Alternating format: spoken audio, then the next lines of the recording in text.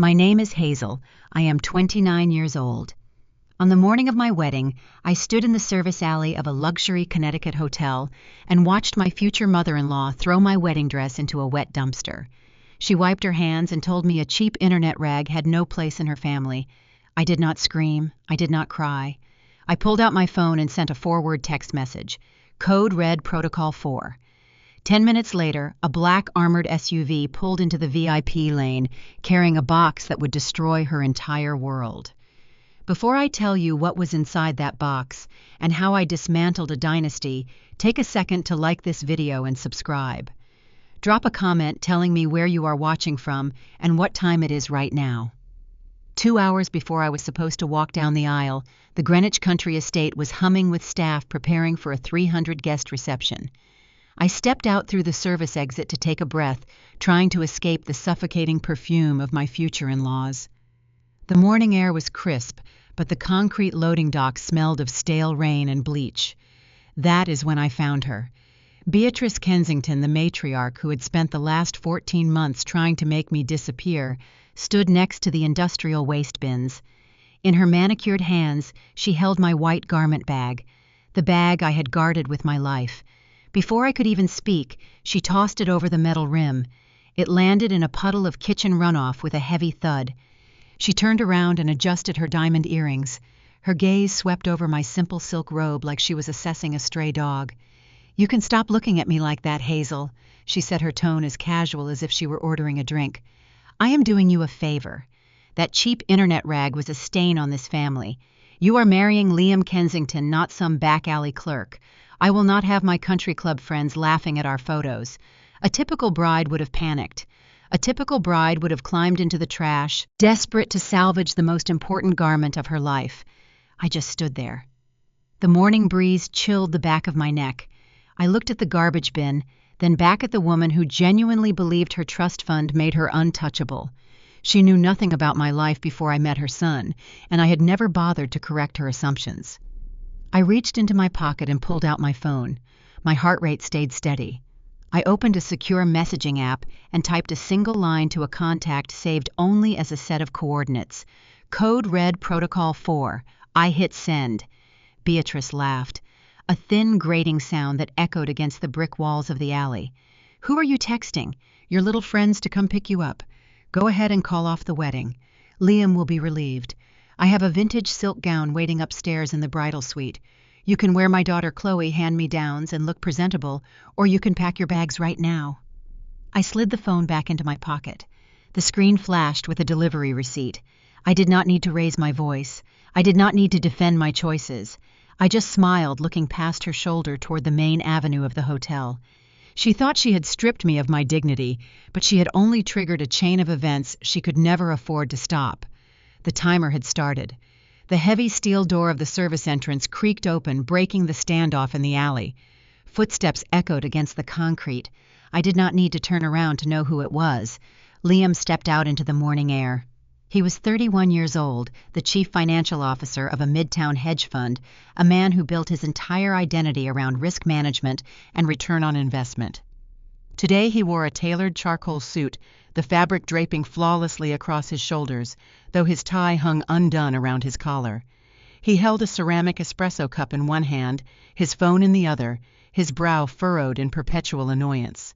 He stopped a few feet away, taking in the scene. He looked at his mother standing tall with her chin raised. He looked at me standing near the industrial bins in my silk robe. Finally, his eyes dropped to the wet dumpster. A corner of my white garment bag was still visible, soaking up dirty water and kitchen grease. I waited. I watched the man I was supposed to marry process the visual evidence of what his mother had just done. I waited for the outrage. I waited for him to step between us, to demand an explanation, to defend the woman he had asked to share his life. Instead, Liam let out a long, heavy sigh. He ran a hand through his carefully styled hair, his shoulders slumping not with anger, but with the exhaustion of an executive dealing with an insubordinate employee. "Hazel, please tell me you are not causing a scene right now," he said. His words hit the cold air and hung there, freezing my lungs. He did not ask what happened. He did not ask why my wedding dress was currently absorbing garbage water. His first instinct, his immediate reflex, was to preemptively blame me for disrupting his schedule. I looked at him, my heart slowing down to a rhythmic, steady beat. "Your mother just threw my wedding dress into a dumpster," I said, keeping my voice even. Liam did not flinch. He did not confront Beatrice. He took a sip of his espresso, his gaze shifting to the brick wall behind me. "You know how my mother is, Hazel. We talked about this. She has a very specific vision for the photos. The guests arriving today expect a certain standard from the Kensington family. She felt your dress did not meet that standard." He spoke with the detached tone of a human resources manager delivering a performance review. He was rationalizing cruelty. "She felt it did not meet the standard," I repeated, testing the weight of the betrayal. "And you agree with her?" Liam stepped forward, attempting to close the distance between us. He reached out to touch my arm, a gesture meant to pacify, but I took a step back. His hand fell to his side. He looked annoyed that his tactic failed. "It is not about agreeing or disagreeing, Hazel. It is about optics. My senior partners are walking into the lobby in less than an hour. Half the investors in my fund are seated in the grand ballroom. We cannot afford a distraction over a piece of clothing." My mother already solved the problem. She had the concierge bring a vintage silk gown up to the bridal suite early this morning. "Just go upstairs, put it on, and let us get through the day." I stared at him, piecing together the puzzle fragments he had just handed me. Beatrice had not acted on a spontaneous whim. This was premeditated. She had brought a backup dress. And Liam knew about it. He had known before he even walked out into this alley. "What dress, Liam?" I asked, my voice dropping to a whisper that made him shift his weight uncomfortably. Beatrice answered for him, her voice dripping with artificial sweetness. "It is a stunning piece. Chloe wore it to the charity gala in the Hamptons 3 years ago. It has been professionally dry cleaned. It will look perfectly acceptable on you once we pin the waist." Chloe, his younger sister, the socialite who spent her days buying designer handbags on her trust fund account and her nights mocking service workers on the internet. Beatrice and Liam were not just asking me to wear a different dress. They were ordering me to walk down the aisle in Chloe hand-me-downs. They wanted me to stand in front of 300 wealthy elites wearing a discarded garment, branding myself as the charity case they had generously allowed into their bloodline. Wearing that dress would not be a compromise. It would be a surrender. It would be signing a silent contract agreeing that my dignity was always negotiable, that my feelings were secondary to the Kensington family aesthetic, and that Liam would never ever stand by my side when it mattered. I looked at Liam. He was checking his luxury watch, tapping his leather shoe against the pavement. The handsome, successful finance executive I had fallen in love with evaporated right in front of my eyes. The facade peeled away, revealing a hollow, spineless boy, terrified of losing his inheritance. He played the protector in our apartment, making grand promises about our future. But the moment his mother flexed her financial leverage, he folded. The true enemy was not the arrogant matriarch. The true enemy was the coward who held the ring. "Hazel, we are running out of time," Liam said, his tone growing sharper. "Stop making this so difficult. Just go to the suite, put on Chloe's gown, and let us move on. Do not ruin this day for me. Do not ruin this day for him." The sheer audacity of his demand crystallized my focus. He was protecting his trust fund, his career, his comfort. My humiliation was just the entry fee he was willing to pay. I did not argue. I did not list my grievances or demand an apology. Arguing would imply that his opinion still held value to me. Arguing would mean I still wanted to save this relationship. I simply crossed my arms and watched him studying his weak posture, his inability to hold my gaze. I was cataloging every detail of this man, so I would never forget the exact shape of a mistake. Beatrice smiled, victorious. She stepped closer to Liam, placing a manicured hand on his shoulder, a silent claim of ownership. She had won. She had broken the outsider, disciplined her son, and secured her hierarchy. "You see, Hazel," Beatrice purred, "Liam knows how the real world works. You should follow his lead. Go upstairs. The makeup team is waiting." Before Liam could add another reprimand, a short, sharp vibration echoed against my thigh. My phone buzzed in the pocket of my silk robe. I did not break eye contact with Liam as I slowly pulled the device out. The screen lit up with a single notification from the secure messaging app. I glanced down. The sender was still listed only as a set of coordinates. The message contained exactly 3 words and a number: 10 minutes out. I let the screen fade to black and slipped the phone back into my pocket. The cold morning air suddenly felt sharp and electric. Liam was still talking, muttering something about the catering schedule and the photographer waiting in the lobby, but his words dissolved into background noise. He was trying to manage a situation that had already escalated far beyond his comprehension. He thought the worst thing that could happen today was a delayed photo session.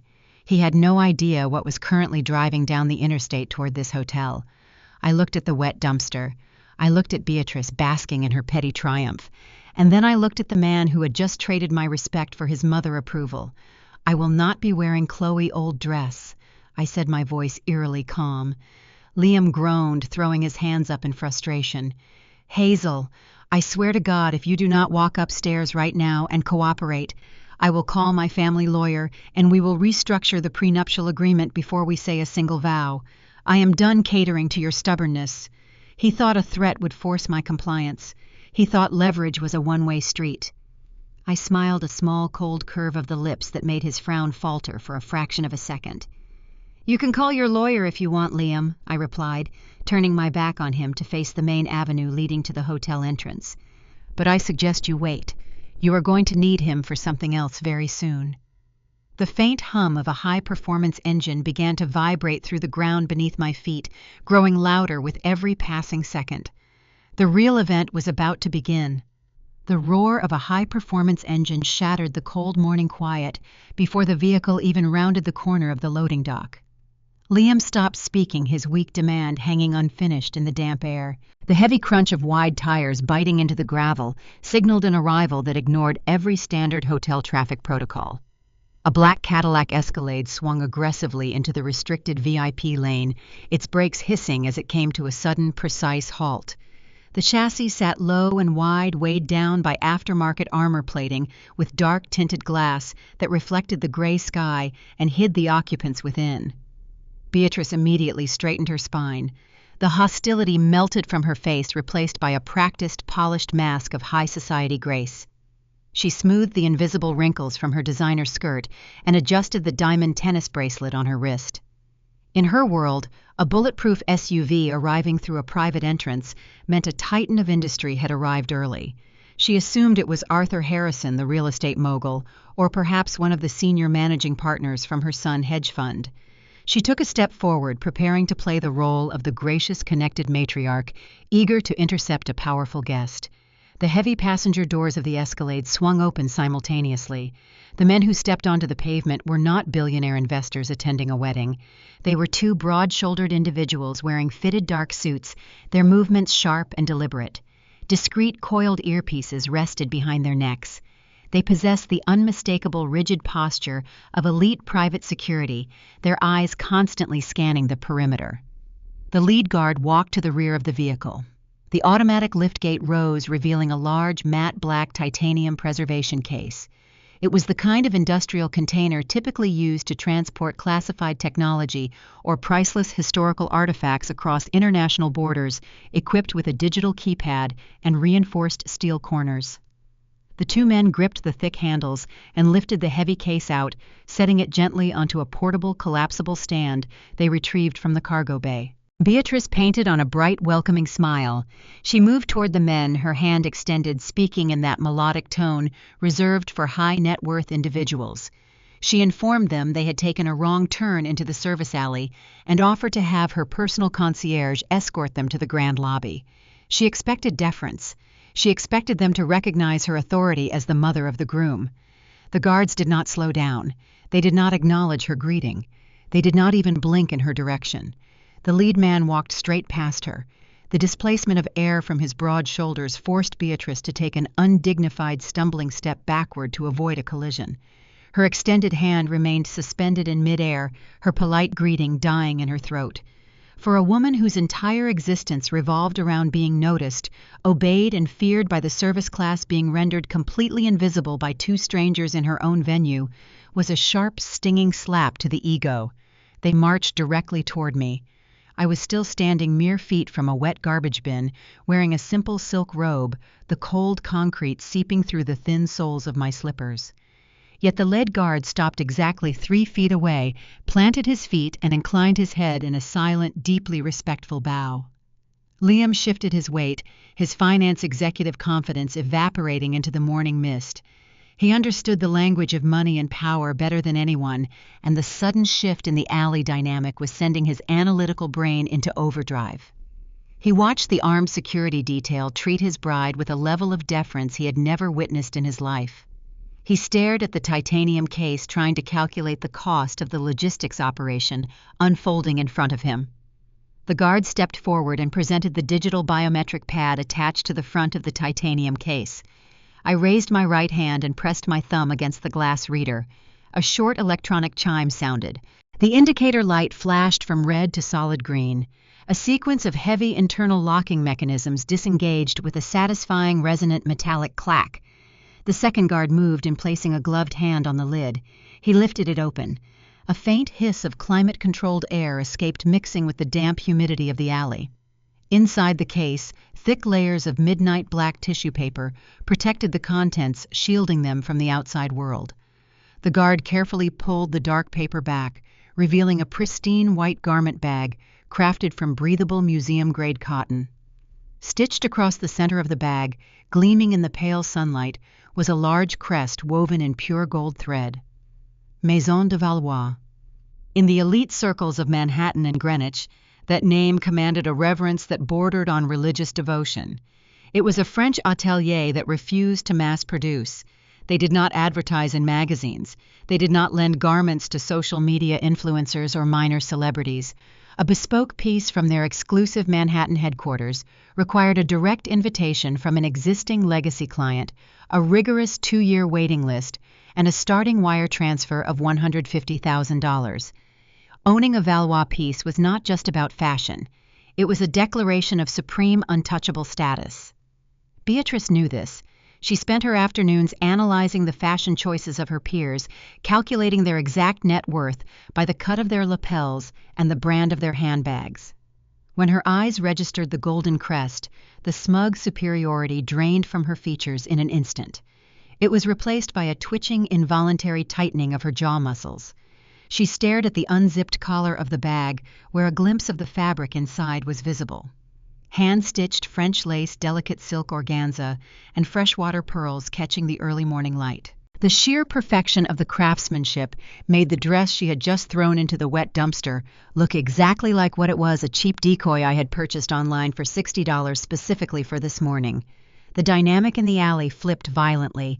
Beatrice no longer looked at me with disdain. The burning hatred she harbored for the outsider marrying her son vanished into thin air. It was swallowed whole by a sudden consuming wave of predatory greed. Her eyes dilated as she stared unblinking at the Valois crest. She was a woman who coveted status symbols above all breathing things, and a $150,000 custom gown sitting in a service alley was the ultimate prize. Liam stepped forward, his voice shaking with uncertainty. He asked what was happening, his eyes darting between the armored vehicle, the silent security personnel, and the glowing gold logo. He was a numbers man, and the math in his head was failing. He was trying to calculate how the quiet, unassuming woman he planned to control had just authorized a delivery that cost more than his annual bonuses combined. I did not answer him. I kept my eyes locked on Beatrice. I watched the gears turning behind her wide eyes as she processed the immense value of the object sitting on the stand. Her pride was gone. Her desire to humiliate me had been completely overridden by a desperate, hungry urge to possess the garment. She took a slow, calculated step toward the titanium case, her fingers twitching at her sides. Her mind was already formulating a new plan to take what did not belong to her. The trap I laid was working flawlessly, and she was stepping right into the jaws. The silence in the loading dock stretched out, pulled taut by the gravitational pull of the golden crest. Beatrice Kensington did not know how to handle defeat, so she simply rewrote reality to suit her narrative. The aristocratic sneer vanished from her face in a fraction of a second. She closed the distance between herself and the dark titanium case with the speed of a predator spotting wounded prey. Her hands adorned with heavy diamond rings, paid for by a generation of inherited wealth, reached out. She did not ask for permission. She shoved her manicured fingers past the museum-grade cotton, grasping the delicate French lace hidden beneath. Beatrice breathed in sharply. She consumed high-fashion editorial magazines like religious texts. She spent her days attending charity luncheons and dissecting the wardrobes of her peers, desperate to secure her place at the apex of Greenwich society. Her eyes widened as she traced the intricate pearl embroidery along the bodice of the gown. "This is the unreleased winter collection," she whispered, her voice trembling with a potent mixture of reverence and raw, unfiltered jealousy. "This is a limited edition prototype. It has not even been shown on the runway in Paris yet. How did a nobody like you get access to this kind of archive?" I did not answer her. Let her mind spin. Let her try to reconcile the woman she deemed worthless with the masterpiece sitting in front of her. Greed is a powerful solvent. It dissolved whatever remaining logic Beatrice possessed. Instead of stepping back, instead of realizing she had just insulted a woman wielding unimaginable connections, Beatrice tightened her grip on the delicate fabric. Her posture straightened. A disturbing manic light flickered in her pale eyes. "This garment is entirely too sophisticated for you, Hazel," she declared, her tone returning to its familiar commanding cadence. "Look at the silhouette. It requires a certain stature, a certain pedigree to carry off such a masterpiece. Your figure simply will not do it justice. You would look like a child playing dress-up in a museum exhibit." She turned to Liam, who was still staring at the open preservation case, paralyzed by the sheer financial weight of the situation unfolding in front of him. "Liam," Beatrice said, snapping her fingers to command his attention, "your sister Chloe is renewing her vows in St. Bart's next month. She has been agonizing over finding a dress that photographs well against the ocean backdrop. This Valois piece is exactly what she needs. It is meant for someone with her natural grace." Chloe Kensington had never worked a day in her life.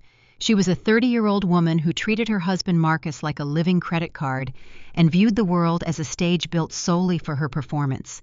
Beatrice had spent 3 decades grooming Chloe to be the ultimate trophy wife. In Beatrice's warped mind, any valuable asset entering their orbit automatically belonged to the golden child. Beatrice looked back at me, her expression hardening into absolute entitlement. "You will wear Chloe's old gown waiting upstairs in the bridal suite, Hazel. It is already steamed and ready. This Valois prototype is coming with me. It belongs with a true Kensington." I glanced at Liam. This was the defining moment. His mother was actively robbing his bride of a bespoke wedding gown hours before the ceremony, claiming it for his sister. A man with a spine would have intervened. A man who loved me would have stepped between his mother and the titanium case, demanding respect.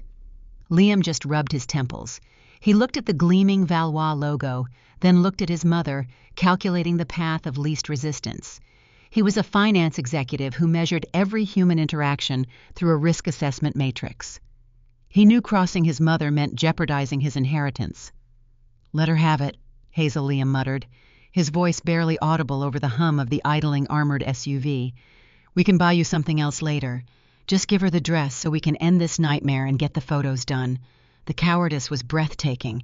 He was asking me to fund his family vanity with my own humiliation. I stepped forward, reaching out to close the heavy lid of the preservation case. "You are not taking anything, Beatrice," I said, my voice steady and low. "Step away from the container right now." The 2 elite security professionals flanked the case. Their primary directive was to protect the asset. The lead guard shifted his weight, preparing to physically separate the aggressive matriarch from the silk organza. His right hand moved fluidly toward the tactical belt hidden beneath his tailored suit jacket. Beatrice noticed the swift movement and shrieked, her voice echoing off the brick walls. She threatened to sue them, promising to call the police and have them arrested for assaulting a high society figure. Before the guard could neutralize the threat, a sharp electronic beep interrupted the chaos. The sound emanated from the discreet earpiece worn by the lead security detail. He stopped dead in his tracks. His hand dropped away from his belt. He pressed 2 fingers against his ear, listening intently to a voice transmitting on an encrypted frequency. I watched the guard face. The stoic, unreadable mask remained flawless, but his physical posture changed entirely. The lethal tension drained from his shoulders. He gave a single curt nod to his partner standing on the opposite side of the case. To my profound shock, both heavily trained men took a deliberate step backward. They lowered their hands, lacing their fingers in front of them, leaving the titanium case completely undefended. They yielded the perimeter. Beatrice did not hesitate. Seeing the imposing guards retreat, she let out a triumphant bark of laughter. She grabbed the heavy metal handles of the preservation container. The case was bulky and awkward, designed for secure armored transport, not for a wealthy woman wearing designer stiletto heels. But adrenaline and pure avarice gave her unexpected strength. She dragged the container off the portable stand. The metal scraped harshly against the concrete loading dock, producing a grating screech that made my teeth ache. She hauled the heavy case toward the service elevator doors at the end of the alley, her diamond bracelets clinking erratically against the dark titanium exterior. "You made the right choice," Liam Beatrice called out over her shoulder, not bothering to look back. "I will have hotel security bring Chloe down to the suite immediately. We are going to need help altering the bodice to fit her properly." Liam gave me one last pathetic apologetic look before scurrying down the alley after his mother, eager to hide behind her formidable authority. I stood alone in the cold loading dock with the 2 security guards. The morning mist clung to my skin. My wedding dress, a garment worth a small fortune, had just been stolen right in front of my eyes. I turned to the lead guard, my pulse hammering in my throat. "Why did you stand down? Why did you let her take the asset?" The guard did not apologize. He did not show a single ounce of remorse. He looked at me with a perfectly neutral expression, his hands still clasped respectfully in front of him. He spoke in a low, measured tone. "Orders from the top, ma'am. The target has taken the bait. We are proceeding to the next phase of the protocol." My mind raced. Orders from the top. The trap was springing shut, but the variables were moving much faster than I had anticipated. Beatrice thought she had just won a priceless trophy. She believed she had humiliated me and secured a treasure for her golden child. She had no idea she had just walked away with a ticking time bomb. I pulled my silk robe tighter around my shoulders and turned toward the hotel service entrance. It was time to head up to the bridal suite. I needed to see exactly how far they were willing to go to destroy a masterpiece. I left the loading dock and walked straight to the service elevator. The brushed steel walls reflected a woman who looked far too calm for a bride whose wedding had just been hijacked. My mind was calculating the variables. Beatrice had the titanium case. She had a 10-minute head start. She was moving toward the VIP bridal suite on the top floor of the hotel. I pressed the button for the penthouse level and listened to the mechanical hum of the elevator ascending. I did not feel panic. I felt a cold, hyper-focused clarity. The elevator doors slid open. The penthouse hallway was a study in quiet luxury. Thick woven carpets absorbed the sound of my footsteps. Antique wall sconces cast a warm golden glow over the expensive floral arrangements lining the corridor. The scent of fresh lilies and imported room spray hung heavy in the air, a stark contrast to the ugly reality of the people occupying these rooms. I reached the heavy double doors of the master bridal suite. I grasped the polished brass handle and pushed. It did not yield. I pulled. The mechanism held firm. Beatrice had locked the deadbolt from the inside. I pressed my palm flat against the solid oak wood. Through the thick paneling I could hear them, the muffled, frantic sounds of unearned privilege. I heard the sharp, commanding instructions of Beatrice echoing across the suite. I heard the high-pitched, giddy squeals of Chloe Kensington. They were not just looking at the garment. The rustle of heavy silk and the clinking of metal hangers told me everything I needed to know. They were unzipping the museum-grade bag. They were pulling a priceless, highly classified prototype out of its protective casing. My fingers hovered over the hotel phone mounted on the wall near the door. One call down to the lobby, and hotel security would be up here in 3 minutes. But I let my hand drop. Hotel security meant incident reports. It meant a loud, messy public dispute in the hallway. It meant Liam rushing up to play the peacemaker and convincing the guards that it was just a simple family misunderstanding. I did not want a misunderstanding. I needed absolute, undeniable exposure. Footsteps approached from the far end of the corridor. The stride was rhythmic, confident, and heavy. I turned my head. Walking toward me was Marcus. Marcus was Chloe's husband. He was a 35-year-old African-American sports agent who negotiated multi-million-dollar contracts for elite NFL athletes before most people had their morning coffee. He wore a tailored navy suit that fit his broad shoulders with mathematical precision. He possessed the quiet, dominant authority of a man who had built a massive empire entirely from scratch. He did not inherit his wealth. He earned it in boardrooms filled with ruthless negotiators, which meant he possessed a highly tuned radar for human weakness. He stopped a few feet away from me. His dark eyes scanned the situation.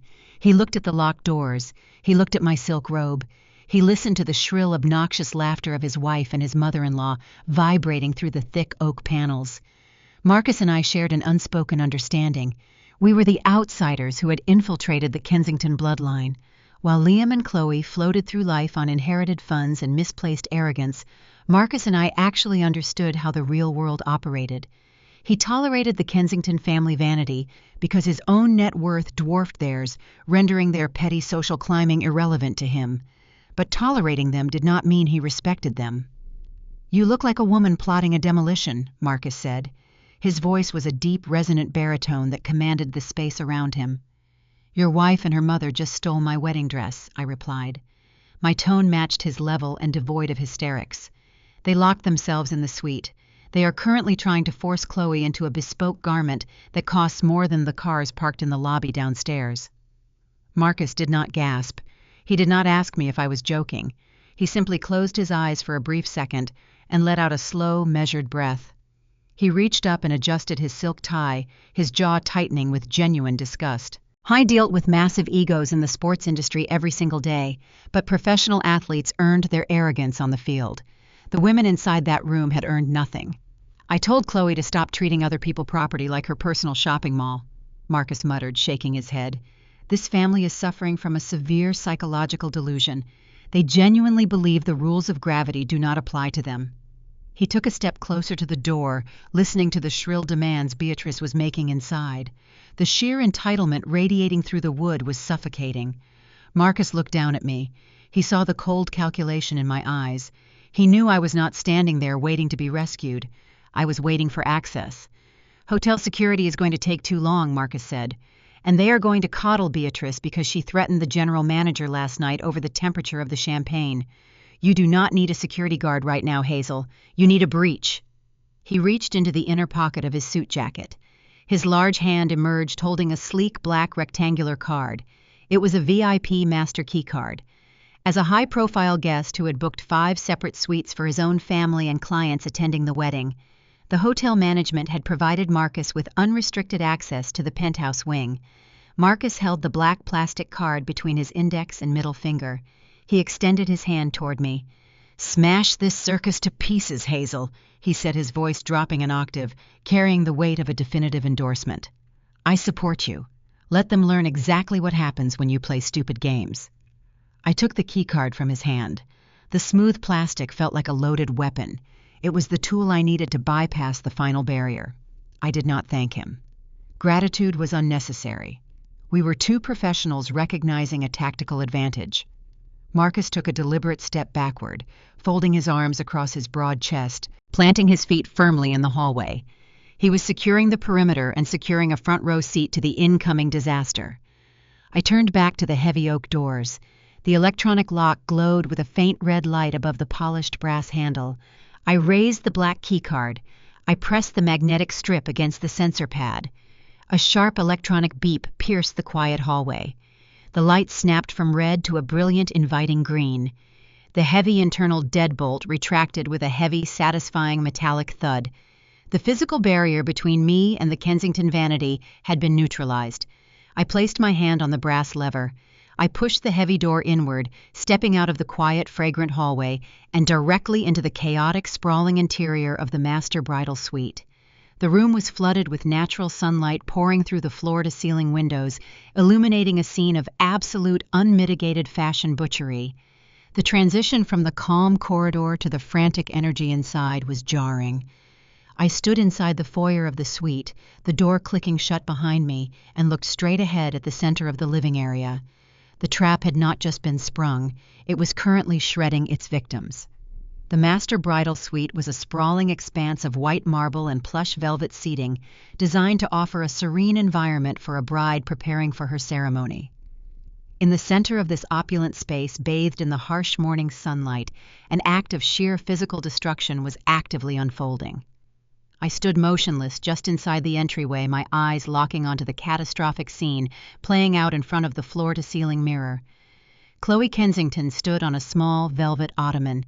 She was a woman who lived her life avoiding physical exertion, relying entirely on expensive contouring garments and aggressive dieting to maintain a silhouette that barely adhered to the high society standards her mother demanded. Right now, her face was flushed a deep, mottled crimson. Her chest heaved with shallow, panicked breaths. She was violently attempting to compress her much larger, wider frame into a garment engineered with mathematical precision for a completely different skeletal structure. The dress, the Maison De Valois prototype, a masterpiece of architectural fashion that had required 400 hours of meticulous hand-stitching by Parisian artisans. It was currently wrapped around Chloe's torso like a delicate, terrified hostage. The flawless silk organza was bunching and wrinkling in unnatural, agonizing ways. The intricately beaded bodice designed to lay flat against my ribcage was buckling under the extreme lateral pressure of Chloe's broader shoulders. Behind her stood Beatrice. The matriarch had abandoned all pretense of elegance. Her expensive silk blouse was rumpled. Her face was contorted in a grimace of pure, sweaty exertion. Her diamond rings dug into the delicate French lace bordering the invisible back zipper of the gown. She was not gently coaxing the fabric. She was actively, aggressively yanking the hidden zipper upward with the brutal force of someone trying to force an overstuffed suitcase shut. The audio in the room was horrifying. Over the frantic panting of Chloe, I heard the sharp, terrifying crackle of ultra-high tensile silk threads groaning under terminal stress. It was a rapid, sequential popping noise. Pop, pop, pop. The microscopic hand-sewn beads anchoring the lace overlay began to snap free, raining down onto the marble floor like tiny, tragic hailstones. The structural integrity of a $2.5 million intellectual property asset was failing in real time. "Suck it in, Chloe." Beatrice barked, her voice strained and breathless. "I almost have it past the waistline. Stop breathing so heavily, you are expanding the rib cage." "I cannot, Mom." Chloe gasped, her hands gripping the edges of the ottoman to keep her balance. "The boning is digging into my ribs. I cannot take a full breath. Just pull it harder." Beatrice grunted, wrapping her fingers tighter into the delicate lace and hauling upward with desperate, reckless leverage. Another horrific tearing sound echoed through the suite. A jagged 3-inch rupture appeared along the side seam of the bodice, exposing the structural corsetry beneath. They had crossed the line from theft into active, catastrophic vandalism. The financial value being destroyed before my eyes was astronomical. A normal person would have screamed. A normal person would have lunged forward to rip the frantic women away from the garment. I did not move a muscle. I simply watched the inevitable consequence of their profound ignorance. My presence in the room finally registered. Beatrice caught my reflection in the massive mirror. She did not jump in surprise. She did not display a single micro-expression of guilt or shame. She froze for a fraction of a second, her hands still clutching the ruined lace, before her face rearranged itself back into a mask of arrogant entitlement. She turned around to face me, breathing heavily from the physical exertion of destroying my property. She looked at my calm demeanor and interpreted it as submission. "The zipper is jammed," Beatrice declared, pointing an accusatory finger at the gaping tear along the side of the gown as if it were a manufacturing defect. "It is poorly constructed. We had to force it past the waistline. Since the structural integrity is compromised, you obviously cannot wear it down the aisle. It is completely inappropriate for a formal ceremony now." She wiped a bead of sweat from her forehead, her tone shifting seamlessly from defensive to commanding. "The dress is Chloe now. We will have our personal tailor fix the seam before her vow renewal next month. Stop standing there staring, Hazel. Go into the bedroom and put on the vintage silk gown I laid out for you. Do not cause a scene over a damaged garment. Act like you belong in this family, you rural peasant." Her delusion was terrifying. She had stolen a priceless prototype, physically shredded its seams through sheer incompetence, and was now actively blaming the garment, while simultaneously claiming ownership of the ruined remains. She was attempting to bully me into accepting the destruction of my asset as a favor to her. Chloe, still struggling to draw a complete breath inside the tightening corset, chimed in. Her voice was thin and reedy. "Yeah, Hazel, just let it go. It is way too tight around the chest anyway. The designer clearly did not know how to measure properly. I am doing you a massive solid by taking this off your hands. You would have suffocated before the vows. The staggering lack of self-awareness in the room was a masterclass in narcissistic entitlement. They believed reality was whatever they declared it to be. They thought the value of the dress was defined by their ability to fit into it. They had no conception of the legal or financial forces they were currently tampering with. I did not raise my voice. I did not hurl insults or demand restitution. Engaging in a screaming match would validate their belief that this was merely a petty domestic dispute over a piece of clothing. I needed them to understand that they had not stolen a dress. They had stolen a corporate liability. I reached into the pocket of my silk robe. My fingers closed around the cool metal of my smartphone. I pulled it out and unlocked the screen. I did not open the camera app to take a picture. I did not open the dialer to call the police. I opened a highly specialized proprietary tracking application installed deep within the secure partition of my operating system. The screen illuminated. A detailed high-resolution digital blueprint of the hotel floor plan appeared. In the exact center of the bridal suite blueprint, a digital indicator was flashing.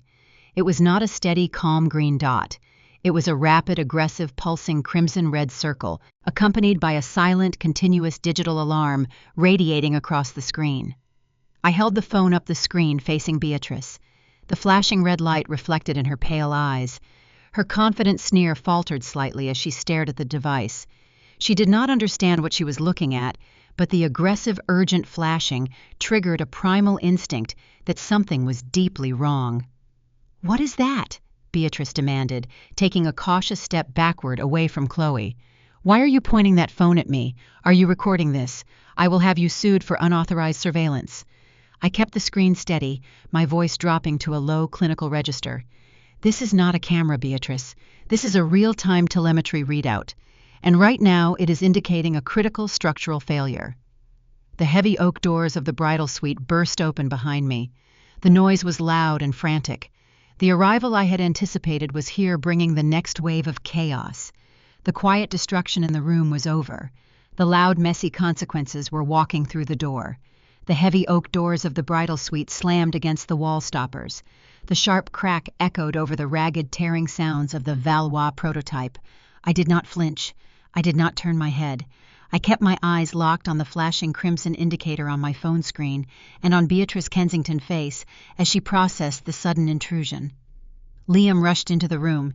He was out of breath, his expensive charcoal suit jacket flapping open his tie, now completely untied and hanging loose around his neck. The polished veneer of the confident hedge fund executive was entirely gone, replaced by the frantic, panicked energy of a man watching his carefully constructed world spiral out of control. He took in the scene with rapid, darting glances. He saw the gaping tear in the side of the priceless gown. He saw Chloe gasping for air on the ottoman. He saw me holding the glowing phone, projecting an eerie red light into the sunlit room. "Mom, what is happening?" Liam demanded, his voice cracking slightly as he rushed toward Beatrice. He did not order Chloe to take off the stolen garment. He did not ask me if I was okay. He addressed the only person in the room who held tangible power over his future. Beatrice did not retreat. She did not apologize. She recognized the panic in her son's eyes and immediately weaponized it. She stepped between Liam and Chloe, physically blocking him from the damaged dress, assuming a posture of absolute unyielding authority. She was a master of psychological leverage, and she was about to play her strongest hand. "Do not raise your voice at me, Liam." Beatrice snapped, her tone dripping with aristocratic disdain. "Your bride is throwing a temper tantrum over a minor wardrobe malfunction. She is attempting to humiliate your sister over a dress that does not even fit her properly. I am handling the situation." Liam looked at the shredded lace. The financial damage was obvious even to a man who knew nothing about haute couture. He turned to me, desperation bleeding into his expression. "Hazel, please, just tell her to take it off. Stop escalating this." Before I could respond, Beatrice delivered the decisive blow. She turned her steely gaze from me to her son. The maternal warmth vanished, replaced by the cold, calculating stare of a corporate raider. "Listen to me very carefully," Liam Beatrice said, her voice dropping to a low, lethal register that carried perfectly across the spacious suite. "The Kensington Family Trust, the majority voting shares in the venture capital firm, the properties in Aspen and the Upper East Side. I control every single asset that funds your lifestyle and underwrites your position at that hedge fund." She let the gravity of her financial portfolio settle over him. She was not exaggerating. The Kensington wealth was entirely concentrated in a multi-generational trust, and Beatrice held the sole authority to distribute, withhold, or reallocate those funds until her death. Liam's entire identity, his career, his social standing was entirely dependent on her continued goodwill. "If you allow this rural outsider to humiliate Chloe today," Beatrice continued, pointing a manicured finger directly at Liam's chest, "if you permit Hazel to cause a public scene over this garment and drag our family name through the mud in front of 300 guests, I will execute a complete restructuring of the trust before the reception begins. You will be written out. Chloe will receive your allocation. You will walk out of this hotel with nothing but the clothes on your back and the debt from this absurd wedding." The threat hit Liam like a physical strike.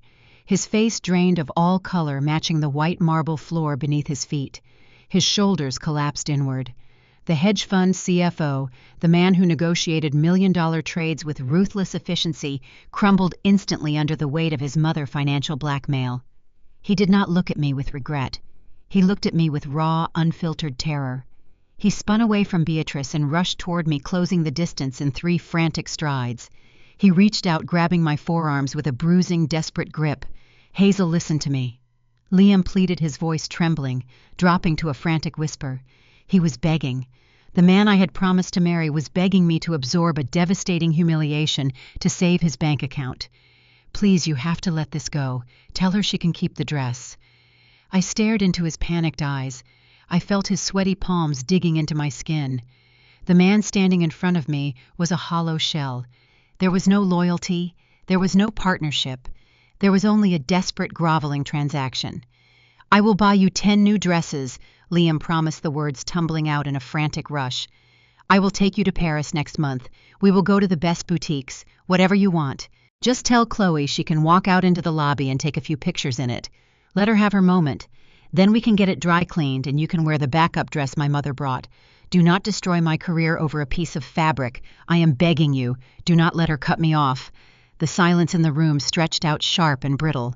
Beatrice stood in the background, a victorious smirk playing on her lips, watching her son grovel to protect the wealth she dangled over his head. Chloe, still struggling to breathe inside the ruined masterpiece, let out a small, satisfied giggle. The conflict had reached its absolute terminal velocity. This was not a dispute about a wedding dress. This was the defining revelation of the Kensington family dynamic. They viewed people as disposable assets, valuable only as long as they served their aesthetic or financial goals. Liam was willing to sacrifice my dignity to secure his trust fund, and Beatrice was willing to destroy her son's independence to maintain her absolute control. I looked down at Liam, hands still gripping my arms. I felt no anger. I felt no heartbreak. The emotional connection I had held for this man severed, completely cauterized by the sheer heat of his cowardice. I was looking at a stranger, and a remarkably pathetic one at that. I slowly, deliberately pulled my arms free from his grasp.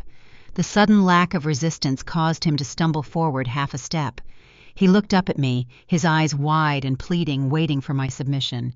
I raised my phone, ensuring the flashing crimson indicator was still clearly visible to everyone in the room. I met Liam's terrified gaze, and a slow, cold smile spread across my face. It was not a smile of surrender. It was the smile of a predator watching a snare snap shut around a remarkably stupid animal. "You cannot buy me 10 new dresses, Liam," I said, my voice resonating with absolute, unwavering certainty. "You cannot take me to Paris to replace this garment." I shifted my gaze to Beatrice, ensuring she heard every single word. "Because you cannot afford it, Liam. If you liquidated your entire portfolio, sold every share in your hedge fund, and drained every account in that sacred family trust your mother just threatened you with, you still would not have enough capital to cover the liability she just created." The color drained from Beatrice's face, replaced by a sudden sharp confusion. Liam blinked rapidly, his analytical mind trying and failing to process the magnitude of the financial statement I had just made. He opened his mouth to speak, but the words died in his throat. The heavy oak doors of the bridal suite, left ajar by Liam's frantic entrance, were pushed wide open. The chaotic, desperate atmosphere inside the room was immediately silenced by the arrival of the external consequences I had summoned. The real owner of the ruined asset had arrived. The tense silence in the room stretched out, vibrating with the sudden shift in power. Beatrice Kensington stood motionless, the torn French lace still clutched in her hands, her eyes darting between my cold smile and the flashing crimson indicator on my phone. Liam remained frozen, the financial implications of my statement short-circuiting his usually sharp, analytical mind. Chloe whimpered a shallow, breathless sound from inside the suffocating corset. They were waiting for a punchline. They were waiting for me to reveal that this was a dramatic bluff, a desperate attempt by a bride to reclaim control of her wedding day. They lived in a world where problems were solved by writing checks or invoking powerful family names. They could not conceive of a scenario where their actions triggered a consequence they could not buy their way out of. I lowered my phone, keeping the screen illuminated. I did not raise my voice. I spoke with the precise, deliberate cadence of a prosecutor laying out indisputable evidence before a grand jury. You seem to labor under the delusion that I purchased this garment online. Beatrice, I began, taking a slow, measured step toward the center of the room. You believe this is a piece of consumer clothing that can be replaced, altered, or purchased with your family trust fund. That is your first catastrophic miscalculation. I paused, letting my gaze drift over the ruined bodice wrapped tightly around Chloe's torso. The jagged tear along the side seam exposed the intricate structural boning beneath the silk organza. It was a visceral display of sheer ignorant vandalism. That dress is not consumer retail, I continued. It is not available for purchase. It does not exist in any catalog. What you have stolen, and what your daughter is currently destroying, is the central prototype for the Maison De Valois Paris Fashion Week finale collection. It is an unreleased, highly classified intellectual property asset. Beatrice scoffed. The sound was brittle, lacking its usual arrogant resonance. A flicker of genuine uncertainty passed behind her eyes, but her ego refused to allow her to surrender the narrative. She tightened her grip on the torn fabric, attempting to maintain her posture of absolute authority. "You are lying!" Beatrice snapped, her voice rising an octave. "You are a mid-level designer from a rural town. You do not have access to unreleased Parisian prototypes. You are trying to scare us because you are embarrassed that Chloe looks better in this garment than you ever could." She was projecting her own insecurities, clinging to the only reality she understood. She needed me to be the inferior outsider, because the alternative meant she had just committed a colossal, unforgivable error. I ignored her desperate insult. I took another step forward, stopping just inches away from Chloe, who flinched and squeezed her eyes shut. Terrified I was going to physically attack her, I did not touch her. I simply pointed an accusatory finger at the gaping tear Beatrice had created along the invisible zipper line. "The zipper was never jammed, Beatrice," I stated, my voice cold and clinical. "It was designed to lock." I moved my finger upward, tracing the delicate neckline of the gown without making physical contact with the ruined silk. The entire infrastructure of that garment is woven with proprietary smart textiles. The seams are embedded with microscopic RFID microchips and tensiometer sensory threads. It is a security protocol designed to protect unreleased designs from corporate espionage during transport. Liam's eyes widened. The terminology I was using belonged in high-level tech industry boardrooms, not in a bridal suite dispute over a wedding dress. He began to process the words sensory threads and security protocol, his finance background finally connecting the dots to a reality far more dangerous than a simple family argument. "Hazel, what are you saying?" Liam asked, his voice barely a whisper, the blood draining completely from his face. I turned my head slightly to look at him, ensuring he understood the exact magnitude of his failure to protect me. "I am saying that the moment your mother decided to use brute force to rip that zipper upward, she triggered a cascading structural failure alert." I held up my phone again, tapping the screen to bring the pulsing red locator map into full view. Every single popped stitch, every millimeter of torn lace, every instance of extreme lateral pressure your sister applied to that bodice has been transmitting a continuous real-time damage report directly to the global security headquarters of Maison De Valois in Lower Manhattan. The room fell dead silent. The only sound was the ragged, panicked breathing of Chloe trapped inside the ruined prototype. Beatrice released her grip on the torn lace. Her hands dropped to her sides. The color vanished from her cheeks, leaving her pale and drawn. The aristocratic mask finally shattered, exposing the terrified wealthy woman beneath, realizing she had just stumbled into a minefield without a map. She looked at the torn seam, then looked at the flashing red light on my phone, her mind desperately trying to find a way to reassert control. "This is absurd," Beatrice stammered, her voice shaking with forced bravado. She reached toward a nearby marble console table and snatched up her designer handbag. She fumbled with the clasp, pulling out a sleek leather checkbook and a gold-plated pen. She was reverting to her primary defense mechanism. "You think you can intimidate me with technobabble about smart threads?" Beatrice sneered, her hands trembling slightly as she uncapped the pen. "I do not care what kind of fancy tracking device is in this fabric. Everything has a price. Name your number, Hazel. I will write a check right now to cover the damages and buy your silence. 50,000, 100,000. You take the money, you sign a non-disclosure agreement, and we never speak of this again." She slapped the checkbook down on the glass coffee table, aggressively scratching her signature onto the bottom line. She held the pen out toward me, a desperate, defiant challenge. She genuinely believed her wealth shielded her from consequence. I looked at the checkbook. I looked at the gold pen. I did not reach for either. I let the silence stretch out, allowing the sheer pathetic desperation of her gesture to hang in the air. Before I could articulate exactly how inadequate her bank account was against the corporate forces she had angered, a sound pierced the morning air, shattering the tense quiet of the penthouse suite. It started as a distant wail, rising rapidly in pitch and volume. The unmistakable piercing shriek of multi-tonal emergency sirens echoing up from the main avenue leading to the hotel entrance. It was not a single siren. It was a chorus of them overlapping and amplifying, signaling a massive, coordinated response. Liam spun toward the floor-to-ceiling windows, his jaw dropping as he looked down at the sprawling hotel courtyard far below. The color entirely left his face. His knees visibly buckled. Mom Liam gasped, his voice thin and hollow, barely recognizable as the confident executive he pretended to be. He took a stumbling step backward, pointing a trembling finger toward the glass. Beatrice abandoned the checkbook. She rushed to the window, peering down at the ground level. Her arrogant posture collapsed instantly. The heavy diamond-ringed hand she had used to rip a priceless masterpiece flew up to cover her mouth in shock. The sirens grew deafening. The flashing red and blue strobe lights painted the pristine white marble walls of the bridal suite in chaotic, rhythmic flashes. The personal dispute between a bride and a toxic mother-in-law had just officially crossed the threshold into a severe, high-stakes corporate legal crisis. The cavalry had arrived. The pulsing red and blue emergency lights reflecting off the marble walls created a frantic strobe effect inside the master suite. The distant wail of sirens cut off abruptly as the vehicles reached the hotel perimeter, replaced by the heavy, synchronized thud of boots echoing rapidly down the penthouse corridor. The situation had escalated past the point of negotiation. The illusion of control Beatrice clung to was disintegrating rapidly. The heavy oak doors of the bridal suite did not just open. They were shoved inward with decisive, unhesitating force, rebounding hard against the wall stoppers.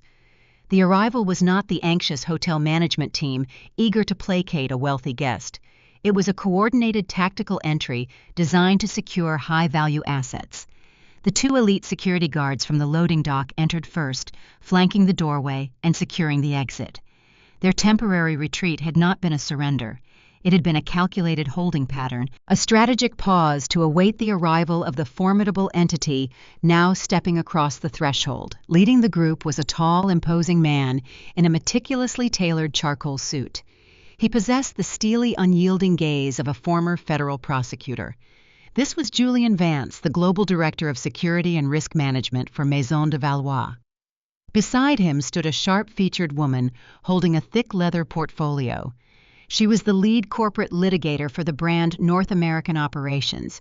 Behind them, their presence confirming the severe criminal nature of the incident, were two uniformed officers from the Connecticut State Police, their hands resting cautiously near their duty belts.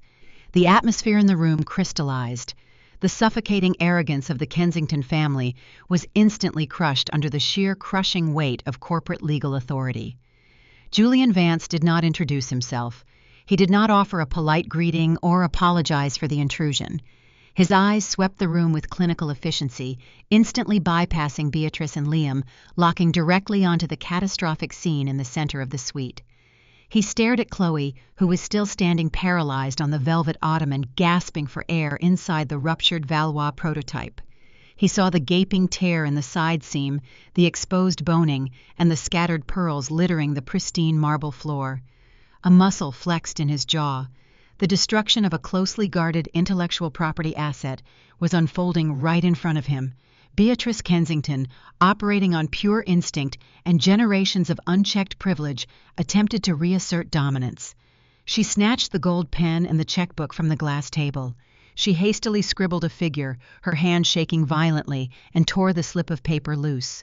She charged toward Julian Vance, projecting an air of indignant authority, determined to buy her way out of the crisis. "This is a private suite," Beatrice snapped, thrusting the hastily written check toward his chest. "This entire situation is a ridiculous misunderstanding fueled by my future daughter-in-law overreaction. We are handling this internally. Here is $100,000 to cover whatever minor damages occurred. Take it, leave this room immediately, and we will consider this matter closed." Julian Vance did not look at the check. He did not extend his hand to accept it. He kept his eyes fixed entirely on the ruined garment. The lead corporate litigator standing beside him stepped forward and smoothly intercepted Beatrice's outstretched arm. She did not strike the matriarch, but she firmly, unequivocally batted the piece of paper away. The check fluttered downward, landing unceremoniously on the marble floor next to a crushed pearl. Beatrice recoiled as if she had been physically burned. She had never in her entire privileged existence had a six-figure sum casually swatted away. Her mouth opened and closed, her brain failing to process the rejection. "You are fundamentally misinterpreting the nature of this situation." Madam the litigator stated, her voice as cold and sharp as polished steel. She opened her leather portfolio, retrieving a dense, multi-page legal document. "You are not dealing with a damaged retail item." The litigator continued addressing the room, but directing her lethal focus squarely at Beatrice. "The garment your daughter is currently wearing is an unreleased, highly classified prototype belonging to Maison De Valois. It represents thousands of hours of proprietary design and engineering." The litigator stepped closer, her tone brooking no argument. "The intellectual property value embedded within that specific prototype is appraised at $2.5 million. By forcibly removing it from secure transit and willfully destroying its structural integrity, you have not committed a minor wardrobe faux pas. You have committed felony grand larceny and large-scale corporate sabotage." The silence that followed this declaration was absolute. The numbers hung in the air, heavy and suffocating. $2.5 million. It was a figure that shattered the Kensington illusion of invincibility. Liam staggered backward until his shoulders hit the wall. The air rushed out of his lungs in a ragged gasp. The hedge fund CFO, the man who calculated risk for a living, realized he was staring down the barrel of a liability that would instantly obliterate his career, drain his family trust, and destroy his social standing in Greenwich forever. His mother had not just insulted his bride. She had triggered a financial apocalypse. Beatrice stood frozen. The color entirely drained from her face, leaving her skin a sickly ashen gray. The aristocratic haughtiness vanished, replaced by genuine, unadulterated terror. Her hands, which only moments ago had aggressively shredded a masterpiece, now shook uncontrollably at her sides. She looked at the torn dress, then at the police officers standing by the door, her mind finally grasping the inescapable reality of her actions. "This cannot be true," Beatrice whispered, her voice barely audible, a pathetic croak compared to her usual commanding tone. "We thought it was just a dress. We did not know. Ignorance of the asset value does not negate the criminality of the theft," the litigator replied, cleanly snapping her portfolio shut. Maison De Valois pursues aggressive litigation against any unauthorized acquisition or destruction of its intellectual property. We are pressing full charges. The state police officers stepped forward, closing the distance between the door and the center of the room. The situation transitioned from a corporate legal threat into immediate law enforcement action. The officers directed their attention toward the most pressing piece of evidence in the room, the stolen property currently wrapped around the panicking sister of the groom. The focus shifted entirely to Chloe, whose ordeal was about to become significantly more humiliating. The heavy presence of the Connecticut State Police officers commanded the room. They were not there to mediate a family dispute.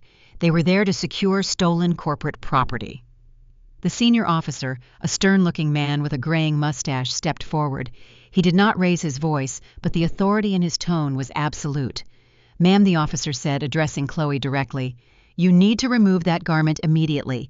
It is active evidence in an ongoing grand larceny investigation. If you do not comply, we will be forced to escort you to the precinct exactly as you are." Chloe let out a high-pitched, terrified wail. The reality of the situation crashed over her. She was not a privileged socialite borrowing a dress for a photo opportunity. She was a suspect wearing stolen goods. She frantically grabbed at the torn edges of the Valois prototype, pulling and twisting, desperate to escape the suffocating silk. "I cannot get it off." Chloe sobbed, tears streaming down her face, ruining her meticulous bridal makeup. "It is stuck. The corset is digging into my ribs. Mom, help me." Beatrice remained paralyzed, her eyes locked on the Valois litigator, terrified of making a single move that could worsen her legal standing. Liam was pressed against the wall, hyperventilating, entirely useless. Marcus, Chloe's husband, stepped further into the room. He leaned casually against the doorframe, his arms crossed over his broad chest. He watched his wife struggle with an expression of cold, detached observation. He had built his sports agency by managing overgrown egos and enforcing strict accountability. He saw no reason to alter his methods now. "Marcus, please," Chloe begged, catching his eye. "Help me unzip this. I cannot breathe." Marcus did not move. He did not uncross his arms. He spoke with the steady, unforgiving cadence of a man who had issued warnings that went ignored. "I told you," Chloe, Marcus said, his voice carrying effortlessly across the suite. "I explicitly warned you down in the lobby not to touch anything that did not belong to you. I told you your mother obsession with optics was going to cause a disaster. You chose to participate in this circus. You chose to force yourself into a garment you had no right to touch." He tilted his head, his dark eyes devoid of sympathy. "You wanted the spotlight. Now you have it. Deal with the consequences." Chloe let out another sob, twisting violently. The sudden movement caused another sharp, sickening pop as a seam near her shoulder gave way. "Stop moving," Julian Vance commanded sharply, stepping forward. "You are exacerbating the structural damage. Every fiber you tear adds to the financial liability your family will be responsible for." He gestured to the two elite security guards. They moved in with alarming efficiency. They did not approach Chloe with the gentle care of a tailor.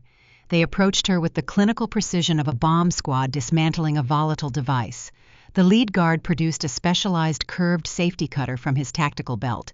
It was a tool designed to slice through heavy materials without injuring the person underneath.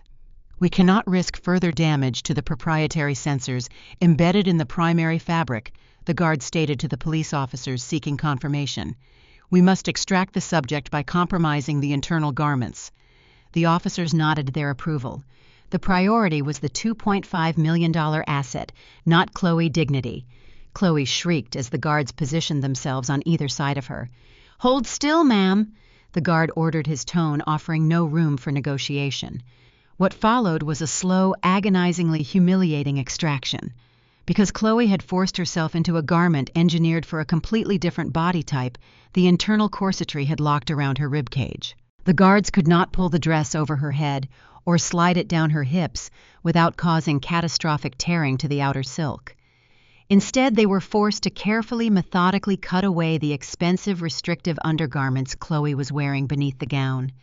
The sharp snip of the safety cutter echoed in the quiet room as the guard sliced through her shapewear, releasing the tension holding the dress hostage. Chloe stood in the center of the suite, sobbing openly into her hands. The wealthy socialite who spent her life cultivating an image of flawless elegance was being systematically dismantled by security professionals, while law enforcement observed. Piece by piece, the restrictive undergarments fell to the marble floor. Finally, the tension released enough for the guards to carefully guide the ruined Valois prototype down her body. She stood shivering in the remnants of her shredded undergarments, her arms crossed defensively over her chest, stripped of all her arrogance. The guards expertly folded the damaged gown, handling it with the reverence due to a priceless artifact, and secured it back inside the titanium preservation case. While the attention of the room was focused on securing the asset, Beatrice Kensington saw an opportunity. The matriarch was backed into a corner facing severe criminal charges and financial ruin. But her primary instinct, honed by decades in high society, was not to seek legal counsel or apologize. Her instinct was to control the narrative. If she was going to burn, she was determined to scorch the earth around her. I watched her subtly step backward, inching toward the hallway. Her eyes darted toward the open door. The police were occupied, taking a statement from Julian Vance. Marcus was watching his wife gather her shredded clothes. Liam was still hyperventilating against the wall. Beatrice slipped out of the bridal suite, her heels clicking softly against the thick carpet. She was heading down. She was heading toward the grand ballroom, where 300 of Greenwich's most influential figures were sipping champagne, waiting for a wedding that was rapidly disintegrating. She needed to strike first. She needed to paint me as the villain before the truth could reach the guests. She was preparing to launch a massive, desperate smear campaign to salvage her crumbling reputation. I let her go. I did not alert the police. I did not chase after her. Let her spin her lies. Let her gather her audience. The higher she built her pedestal of deceit, the more devastating the fall would be when I knocked it down. It was time to get dressed. The real show was about to begin. The grand ballroom of the Greenwich Country Estate was a masterclass in orchestrated opulence. 300 guests milled about the manicured outdoor terrace, clutching crystal flutes of vintage champagne. These were hedge fund managers, state senators, and real estate tycoons. They communicated in subtle nods and whispered transactions, their very presence validating the Kensington family status. However, the meticulously planned schedule was unspooling. The string quartet had cycled through their repertoire twice. The ice sculptures were beginning to lose their sharp definition. A murmur of polite impatience rippled through the crowd. Weddings in this tax bracket ran with military precision. A delay of this magnitude signaled a disruption of the highest order. Beatrice Kensington swept onto the terrace, moving with urgent, calculated purpose. She ignored the inquiring glances of her peers, bypassing the anxious wedding planner who attempted to intercept her. She walked straight to the small elevated platform where the band was stationed. She did not ask for the microphone. She seized it from the startled lead vocalist. The sharp screech of audio feedback cut through the ambient chatter, instantly silencing the 300 guests. Every face turned toward the matriarch. Beatrice stood under the floral arch, clutching the microphone with both hands. She drew a shaky breath, her shoulders trembling slightly. It was a flawless performance of a strong woman struggling to maintain her composure under immense emotional strain. Friends, family, esteemed guests. Beatrice began, her voice quivering with perfectly calibrated distress. I beg your forgiveness for this unprecedented delay. We brought you here today to celebrate a union of love, to welcome a new daughter into our family. She paused, lifting a hand to press elegantly against her collarbone. A single dramatic tear spilled over her lower lash line, catching the afternoon sun. The crowd leaned in, captivated by the raw display of vulnerability from a woman known for her icy exterior. Unfortunately, Beatrice continued her tone, dropping to a devastated whisper that echoed clearly through the high-end sound system. I must share some deeply distressing news. The ceremony will not be proceeding as planned. A collective gasp swept across the terrace. Guests exchanged shocked glances, their champagne flutes pausing mid-air. Our intended bride Hazel is unwell, Beatrice declared, injecting a profound, sorrowful pity into her words. We knew she struggled with the pressures of adapting to our lifestyle, but we never anticipated the severity of her psychological fragility. Within the last hour, she suffered a complete mental collapse in the bridal suite. She surveyed the crowd, ensuring every single influential figure was absorbing her narrative. The lie was audacious, breathtaking in its cruelty, and incredibly effective. She became violently agitated. Beatrice lied, her voice gaining strength, shifting from sorrow to righteous indignation. She began destroying property, smashing the floral arrangements and tearing her own garments.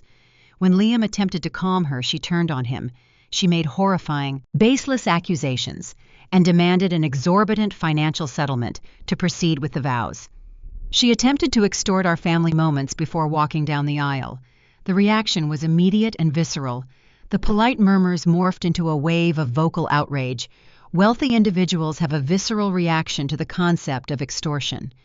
Beatrice was weaponizing their deepest class anxieties, painting me as a predatory opportunist who had finally dropped the mask. "My son Liam is currently upstairs, utterly heartbroken," Beatrice said, wrapping up her performance with a final devastating flourish. "He is devastated by this betrayal. He loved her despite her obvious shortcomings, and she repaid that love with a calculated, greedy shakedown. I ask for your privacy and your prayers for my son as we navigate this horrifying ordeal." She lowered the microphone. A sympathetic applause broke out, a rare display of public solidarity from the Greenwich elite. Several prominent socialites rushed the stage, wrapping Beatrice in comforting embraces, offering their indignant support. Beatrice buried her face in a friend's shoulder, her posture projecting exhaustion. But from beneath the shield of her friendly embrace, she glanced toward the hotel entrance. Her pale eyes glinted with malicious, triumphant satisfaction. She believed she had won the war of perception. Even if the Maison De Valois lawyers drained her bank accounts, she had successfully assassinated my character in front of the only audience that mattered to her. She had branded me a deranged, gold-digging extortionist. In her mind, I was finished. I could never show my face in polite society again. Up in the penthouse, I was not crying. I was not having a mental breakdown. I was standing in front of the full-length mirror in a secondary suite Marcus had secured for me. The reflection staring back was not a bride. It was an executioner preparing for the final act. The smear campaign unfolding downstairs was the ultimate provocation.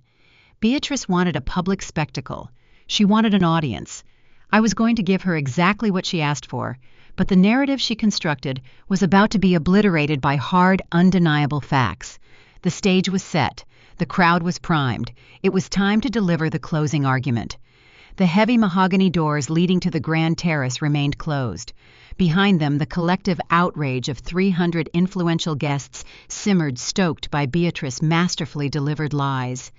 They were preparing to offer their condolences to the Kensington family and their condemnation of the unstable, greedy bride who had ruined the day.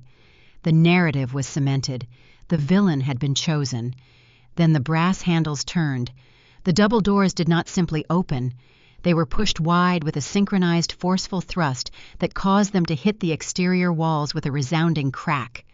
The noise sliced through the ambient chatter on the terrace like a gunshot. Every head turned. Every conversation died instantly. I stepped out onto the terrace. I was not wearing the cheap decoy dress Beatrice had thrown into the garbage. I was not wearing the vintage silk hand-me-down she had tried to force upon me.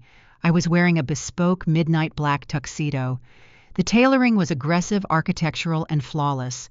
The jacket featured sharp, exaggerated shoulders and a plunging lapel that conveyed absolute, unapologetic power.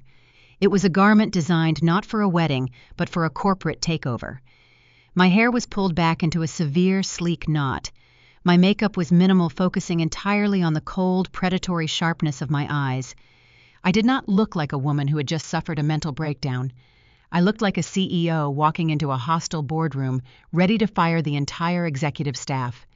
The visual impact struck the crowd like a physical blow. The wealthy guests, trained to read subtle cues of status and wealth, instantly recognized the aggressive luxury of my attire. The narrative Beatrice had just spun about a fragile, erratic girl demanding a payout collided violently with the composed, lethal figure standing in the doorway. Adding to the shock was the man walking one step behind my right shoulder, Marcus. The sports agent did not look like a brother-in-law caught in the middle of a family feud. He walked with his hands clasped behind his back, his posture radiating dominant, unspoken authority. By escorting me, the most successful and genuinely wealthy member of the Kensington extended family was publicly aligning himself with the accused extortionist. The social calculus of the crowd began to frantically recalibrate. I walked down the center aisle, moving directly toward the elevated stage. The silence on the terrace was absolute. The only sound was the sharp, rhythmic click of my stilettos against the stone pavers. Liam emerged from the crowd near the front rows. His tie was still missing. His face was pale and frantic. He had likely heard his mother's speech from the sidelines and realized she had escalated the situation beyond any hope of containment. He lunged forward, stepping into the aisle to block my path. "Hazel, stop right now." Liam hissed, his voice vibrating with panic, loud enough for the first few rows to hear. "You need to leave. You have done enough damage today. Do not make this worse for yourself. I did not break my stride. I did not alter my trajectory." As I closed the distance, Marcus simply stepped forward, inserting his massive frame smoothly between Liam and myself. Marcus did not throw a punch. He did not yell. He merely offered Liam a cold, dismissive look that communicated a clear, irrefutable warning. Liam faltered, his bravado crumbling instantly. He stepped back, yielding the path, cementing his cowardice in front of the entire assembly. I reached the platform. Beatrice was standing near the floral arch, the microphone still clutched in her hand.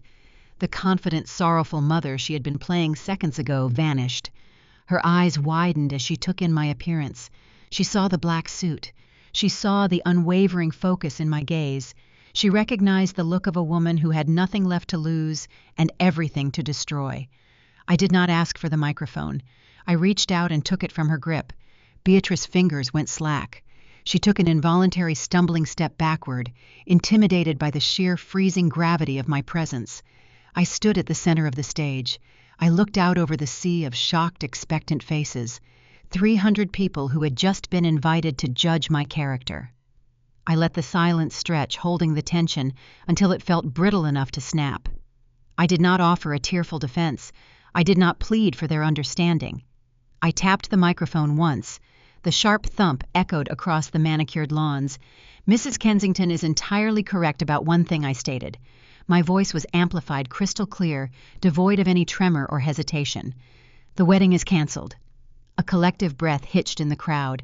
They waited for the confession, the erratic outburst Beatrice had promised.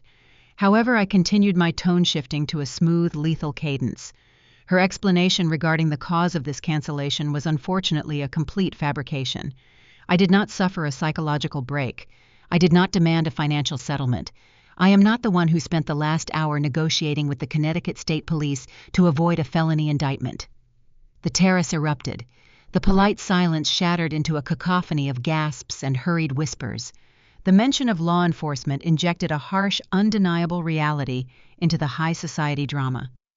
I turned my head slowly, locking eyes with Beatrice, who was now trembling visibly beside the stage. "The defensive play is over, Beatrice," I said, the microphone catching the deadly quiet in my voice. "You wanted an audience for your lies. Now you are going to give them the truth." I reached into the inner pocket of my tailored jacket. It was time to present the receipts. The narrative was about to be forcibly, brutally corrected. I pulled my smartphone from the inner pocket of my jacket. I did not look at the crowd. I focused my attention on the audio-visual technician stationed at the rear of the terrace, a young man hired to manage the slideshows and background music. "Cut the feed to the main screens," I instructed over the microphone. The command was sharp. "Switch inputs to the HDMI receiver. I am casting directly to the displays." The technician, perhaps intimidated by the absolute authority in my voice, or simply eager for the unfolding spectacle, complied without seeking permission from his employers. The two massive LED screens flanking the stage, previously displaying a tasteful monogram of mine, and Liam initials, flickered briefly. They went black, then illuminated with the bright, sterile interface of a digital video player. I tapped the screen of my phone. "I prefer documentation over dramatic storytelling," I said to the crowd. "Let us review the events that actually transpired this morning." The first video file began to play. The footage was grainy, pulled directly from the hotel exterior loading dock security camera. Marcus had efficiently acquired it from the general manager by leveraging his considerable influence earlier in the morning. The timestamp in the corner read 7:30 a.m. The 300 guests watched in stunned silence as the high-definition screens displayed Beatrice Kensington, dressed in her elegant morning attire, standing next to a wet industrial garbage bin. The audio was muffled but clear enough. They watched her take a white garment bag and casually toss it into the trash. They heard her voice, harsh and contemptuous, echo across the terrace. "I am doing you a favor. That cheap internet rag was a stain on this family. I will not have my country club friends laughing at our photos." A collective gasp swept through the audience. The wealthy elite tolerate many things, but crude, blatant cruelty displayed so publicly shatters the facade of refined society. The women who had just consoled Beatrice now stared at her in horrified realization. I did not pause to let the shock settle. I swiped to the next file. This footage was different. It was captured by a tactical body camera worn by the lead Maison De Valois security operative during the extraction in the Penthouse. The visual was sharp, the audio crisp and undeniable. The screens displayed the chaotic interior of the bridal suite. The guests saw Chloe Kensington, the golden daughter of the family, sobbing hysterically, while trapped inside a clearly ruined, magnificently beaded gown. They watched elite security guards use specialized cutters to slice away her undergarments, while two uniformed Connecticut state police officers supervised the process. They heard the Valois litigator voice cut through the panic. The intellectual property value embedded within that specific prototype is appraised at $2.5 million. You have committed felony grand larceny and large-scale corporate sabotage. The impact of those words was explosive. $2.5 million. Felony grand larceny. The narrative Beatrice had spun about a greedy, unstable bride evaporated, instantly replaced by the staggering reality of corporate theft and police intervention. The investors and hedge fund partners seated in the front rows, the men and women who dictated the financial future of Liam Firm, exchanged dark, alarmed glances. Associating with a family actively under investigation for multi-million-dollar corporate sabotage was career suicide. The social capital of the Kensington name was tanking in real time. I lowered my phone. The screens behind me froze on the image of Chloe weeping, surrounded by law enforcement. I turned my attention to Liam, who was standing near the edge of the stage, his face buried in his hands. I refused to bind myself legally or morally to a coward, I stated, ensuring the microphone caught every syllable. A man who watched his mother steal and destroy property and then attempted to negotiate my silence to protect his trust fund. You traded the dignity of your future wife for the approval of a thief. Liam flinched, but he did not look up. He had nothing left to defend. Beatrice, however, was incapable of accepting defeat. Driven to the edge of madness by the public exposure of her crimes, her aristocratic mask shattered completely. She lunged forward, her face flushed, a dark, furious red spittle flying from her lips. "This is a setup!" Beatrice shrieked, pointing a shaking finger at me. Her voice was raw, ragged, stripped of all its usual melody. "She is a fraud. She is a low-level seamstress from nowhere. How could she possibly have access to a $2 million prototype?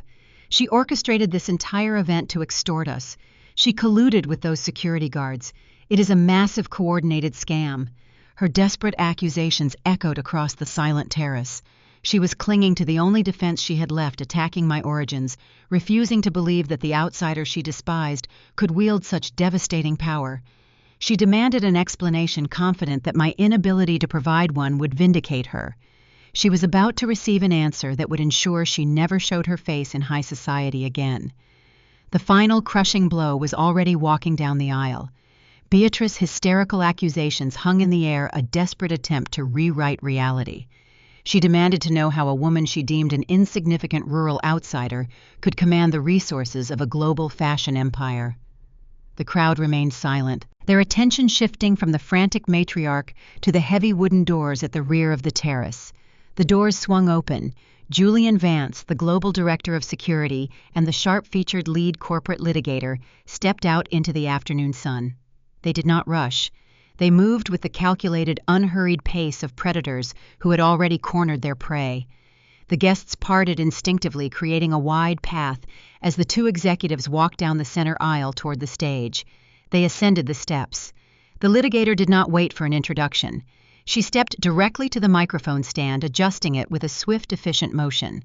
She reached into her tailored blazer and produced a sleek titanium identification badge, holding it aloft for the crowd to see.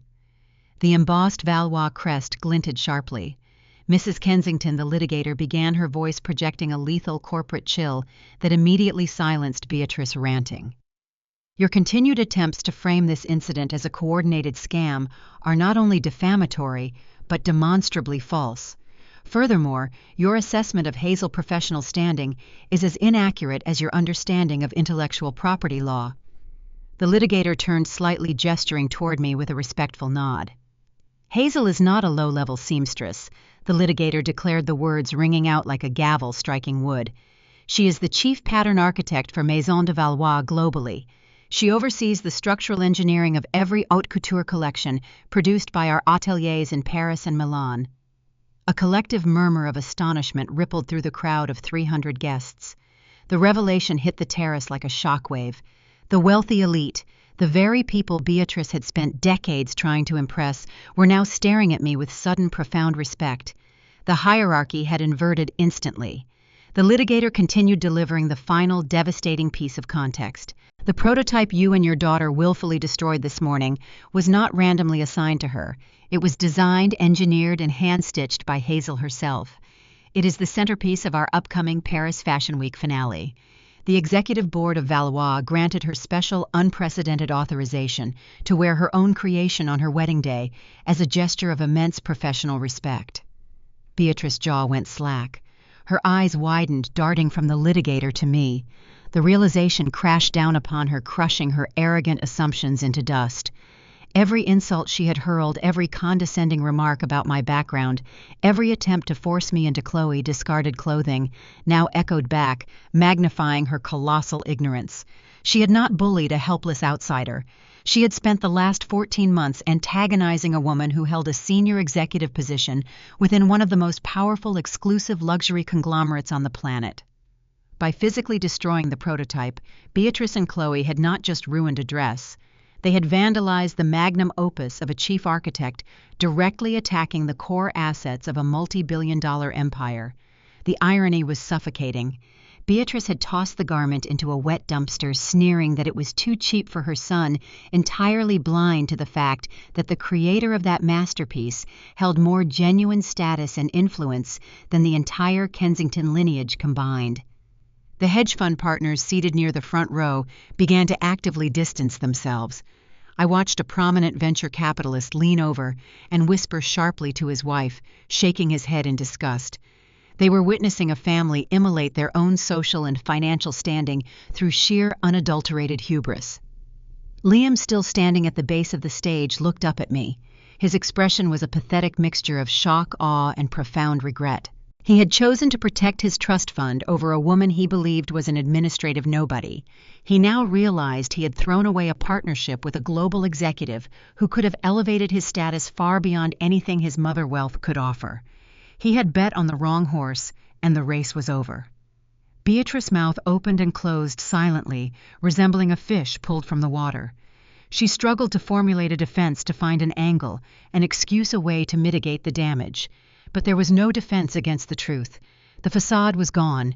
The reality of her actions was laid bare for her entire social circle to dissect. But the corporate litigator was not finished. Exposing the truth was merely the preamble. The actual execution was about to commence. She opened her leather portfolio, retrieving a thick stack of legal documents. The personal humiliation of the Kensington family was complete. The systematic legal dismantling of their financial empire was the next item on the agenda. The litigator adjusted the stack of legal documents on the podium. The crisp rustle of high-quality paper sounded unnaturally loud in the dead silence of the terrace. The crowd of 300 elite guests watched, paralyzed by the sheer brutal efficiency of the corporate takedown unfolding before them. Beatrice Kensington. Mrs. Kensington, the litigator, began her tone devoid of any emotion, delivering the facts with the clinical precision of a surgeon holding a scalpel. You and your daughter Chloe were explicitly warned by the global director of security regarding the proprietary nature of the garment you forcefully acquired. You chose to ignore those warnings. The litigator raised the first document, holding it up for the crowd to see the stark black and white legal text. Effective immediately, Maison De Valois has formally filed a comprehensive civil lawsuit against both you and your daughter. The charges include grand larceny, malicious destruction of high-value intellectual property, and severe violations of commercial non-disclosure protocols. The litigator paused, ensuring the financial magnitude of the next sentence landed with maximum impact. We are seeking compensatory and punitive damages totaling $5 million. A collective gasp swept through the audience. $5 million. Even in Greenwich, that figure was catastrophic. It was a sum capable of draining liquidity, forcing the sale of assets, and triggering immediate financial audits.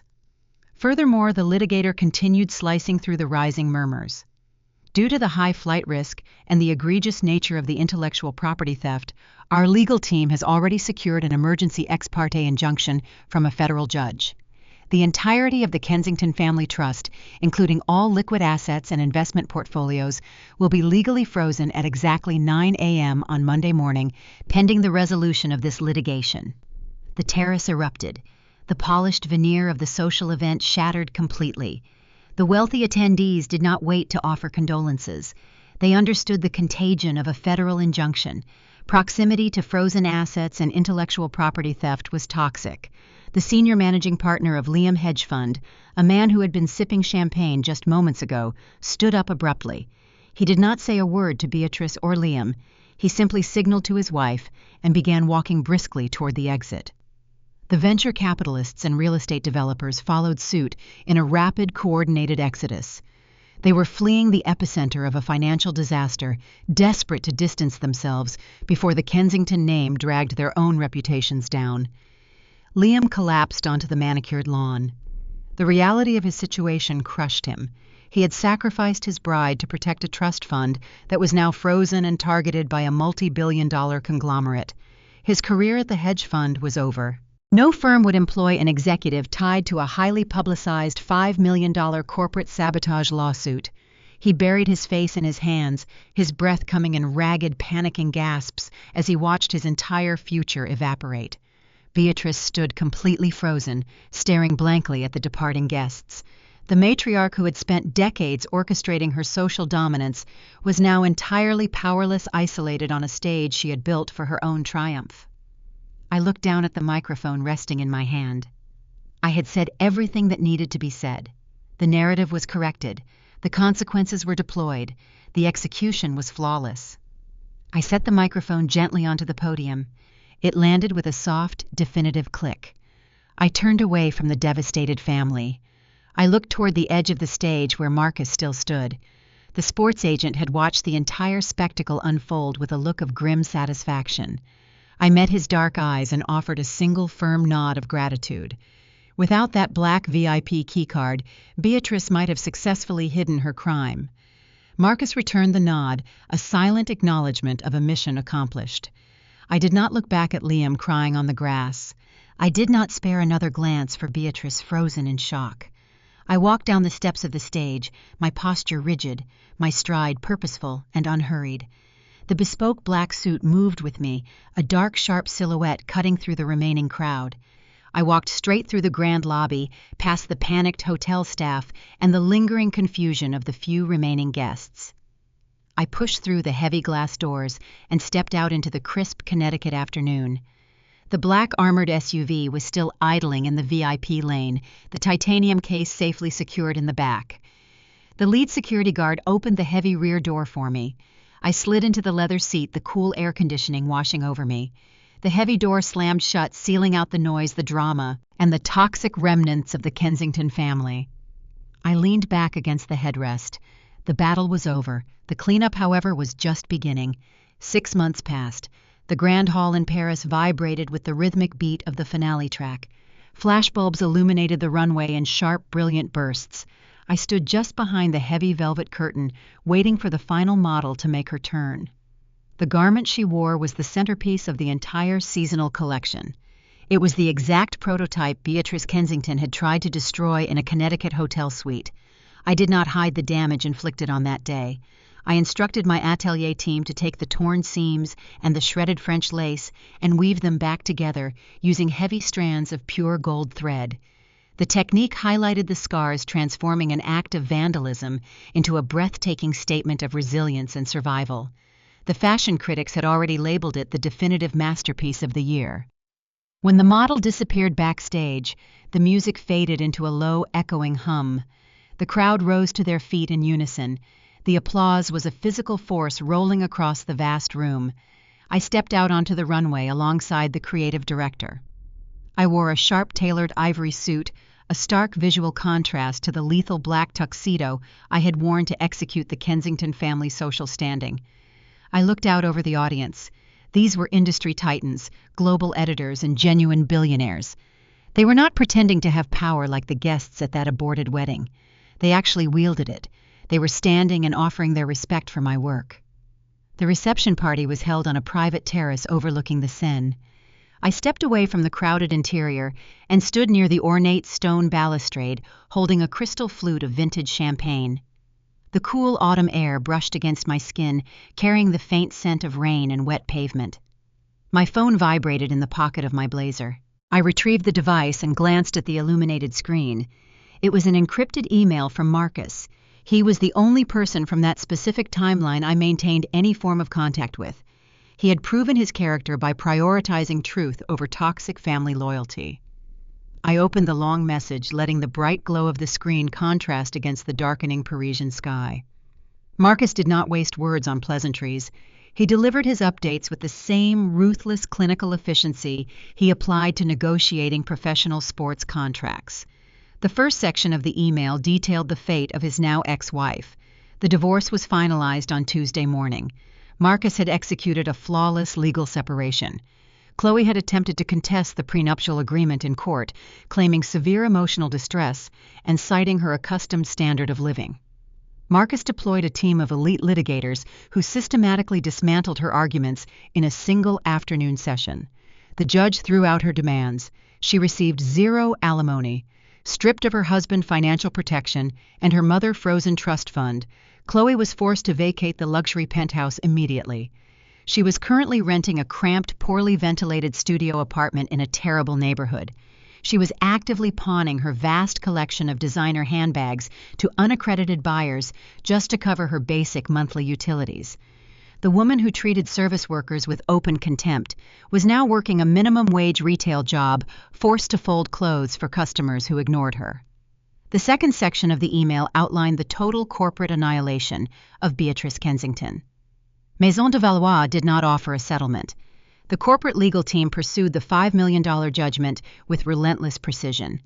The federal judge reviewed the body camera footage, the hotel security logs, and the documented physical damage to the prototype. The ruling was swift and entirely unforgiving.